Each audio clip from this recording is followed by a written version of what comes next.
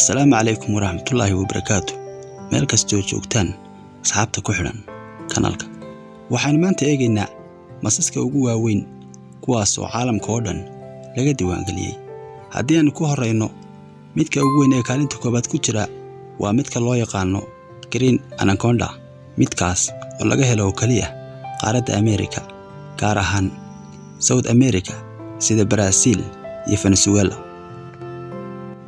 waxaa loo yaqaanaa Green Anaconda ama sidoo kale Giant Anaconda waxay ku nooshahay sidaan sheegnay South America, waana mid ka culays badan xayawaanada kale ama masaska kale oo dhan, waana mid ugu culayska badan leh halkay jirto mid kale oo ka dherer badan.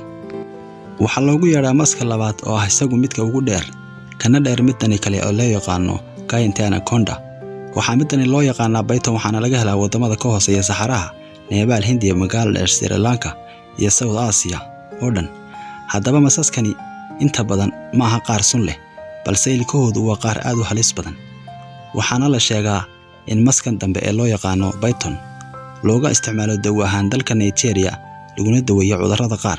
sidoo kale waxaa la sheegaa in lagu daweeyo qaniinyada maska mararka qaarkood dalka Nigeria. waxaa midkan dambe loogu yeeraa jabiso afka Soomaaliga, mana aha mid sidaas dadka ula dagaalama u qalqaalaya, balse haddii uu naftiisa u baqo ama uu dareemo dagaal, inta badan xayawaanka ama qofkaasi waa uu isku duubaa isagoo inta badan isbuufinaya. haddaba daawade, weligaa ma la kulantay jabiso? maxayse ahayd maalintii kuugu darayd eed iswaajahdeen mas? fadlan si aad noola socoto ku soo biir channelka oo subscribe saar, sidoo kalena muuqaalka like garee si ay noogu noqoto dhiirigelin. nabadgelyo.